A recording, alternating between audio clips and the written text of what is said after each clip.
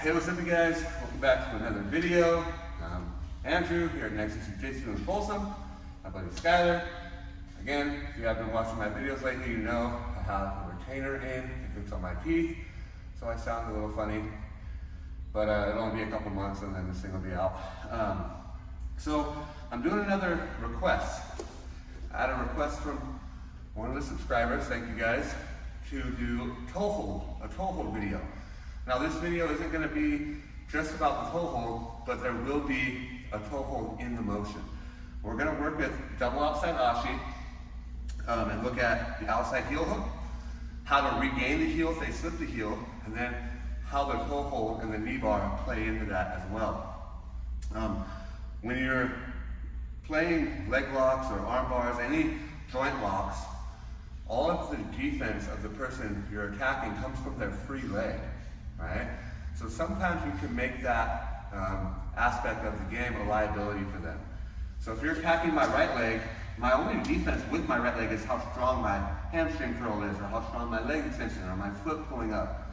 But most of the time it's my left leg that's going to defend my right leg. So we're banking on that with this particular position, and we're going to be able to capitalize a little bit. So let's get a look at that. So we're playing outside heel hook, toe hold, and knee bar, all from the same position, okay? So I'm starting in outside heel hook, or double outside ashi. And now, you have to remember when it comes to leg entanglements, every leg entanglement has pros and cons. Every leg entanglement has things it's very good at and things it's very bad at. As far as double outside ashi goes, this is the most optimal position I've ever seen for outside heel hooks. There doesn't seem to be a better position for outside heel hooks. So it's very good for breaking with an outside heel hook, but it's a really bad position to acquire the heel. Right? As I'm trying to acquire, I'm just going to use his foot behind me and kick my elbow off, and it's a very difficult position to actually acquire the heel. So we'll have to change the position a little bit if the heel slips, right? So let's just talk about right from there, right? So if I'm here and the heel slips and I'm playing this position, I don't want to stay here long. I can obviously go into straight foot locks, put my feet on the hips, and finish straight foot locks. That's very strong. But the heel hook is kind of like the king of the foot locks, right? So that's the goal. I want to get to the heel hook. So from here, if he slips the heel, I'm not going to go fishing for the heel here. This is not optimal. What I'm going to do is come up to my knees, right? So the first thing I do is scissor my legs here. The goal of this position is to keep his foot away from his butt. If he can pull his foot to his butt, he can start coming up to his knees and getting hip height over me. And now he can smash me. Okay, it's not a good position for me, okay? So what I want to do is bring my bottom knee away, and my top leg's gonna hook behind his back. So if he tries to scoot away from me, he's stuck, like really trapped. He'll just drag me with it, right? So now here, try to bring your foot to your butt.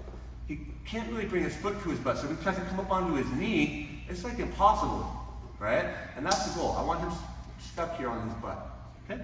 So now I'm gonna come up to this knee here and bring my forehead to the mat. So now I have his leg nice and trapped. I'm hooking back here behind his back so he can't scoot away from me. And now this is where I can re-access his heel, okay? So from here, this hand's gonna push the ankle towards my hips. I'm gonna catch the toes with my tricep and hook his heel here. Once I hook the heel, I go into a false grip where I just kind of grab his Achilles. And then right away, I'm gonna sit to my elbow and my hip and re-lock my feet behind his back. Now I connect my hands, now I have my heel hook. From here, remember, heel hooks are not rotational. I'm gonna pull hands to chin, chin to hands, and I'm gonna bridge my hips laterally across his knees. So I'm gonna go here. And I'm not gonna try to pull it across. I don't wanna create rotational motion. I want him stuck here on his butt, and I wanna finish with opposing forces. So I'm pulling the heel to my chin, bringing my chin to my hands, and I'm bridging laterally across the knee. Now, if I'm playing here, and he slips the heel, maybe I got back to it here, and then he slipped the heel again. Boom, we're here. Damn it, okay? Now I gotta get back to work. Right away, scissoring the legs. I start coming up to my knee, playing here, right? As I go to get to the heel hook, he figure fours his legs. Because he knows this is the leg that's in jeopardy. So he figure fours his legs, all of his defense coming from the free leg. So what I'm gonna do here is I'm gonna scoop or overwrap his free leg, his secondary leg here. Okay? And I'm going to control it here with an overwrap, and I'm going to take my hip to the mat on the other side. Here.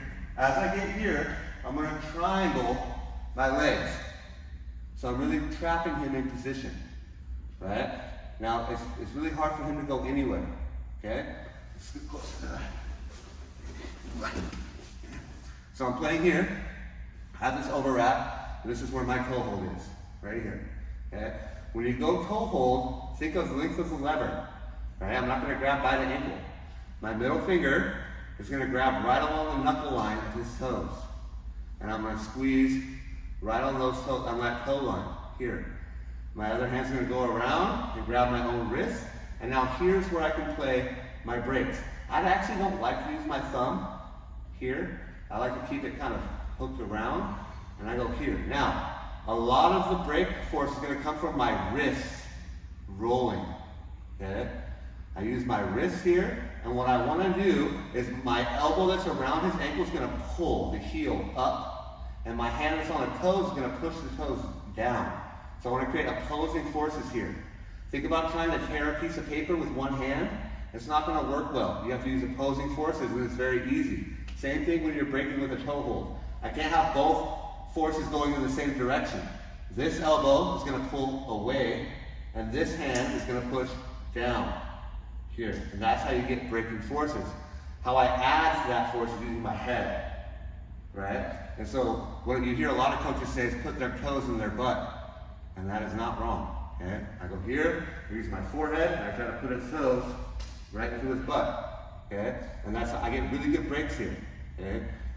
Sometimes actual breaks is not fun for them. Okay? Now, if I'm playing a toe hold here, he still has a free leg, but it's the primary leg. Right? This is the leg I've been attacking the whole time. Right? So as I'm going toe hold, if he's going to kick my hands off, my top hand grabs his heel.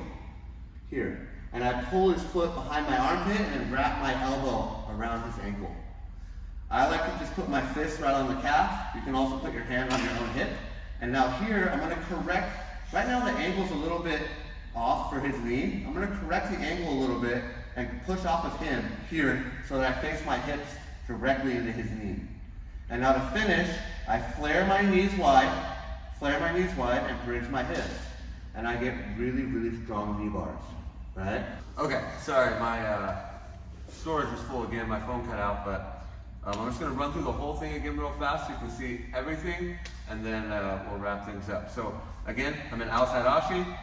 Like I said, most optimal position for finishing the heel hook, but not great for exposing the heel, right? So I'm playing here, the heel slips, scissor the legs, come up to my knee, push the ankle back, collect the heel, come back down, cross my feet here, pulling his butt to me, right? Connect my hands, finish, right? He slips the heel, right? I come up, I'm looking for the heel, but he's bigger towards his legs. Overwrap. Once I hit the overwrap, I'm gonna roll to the side, triangling my legs here, right? I'm just gonna get a little bit. Triangling my legs here, and now from here, I can go into my toe hold finishes, right?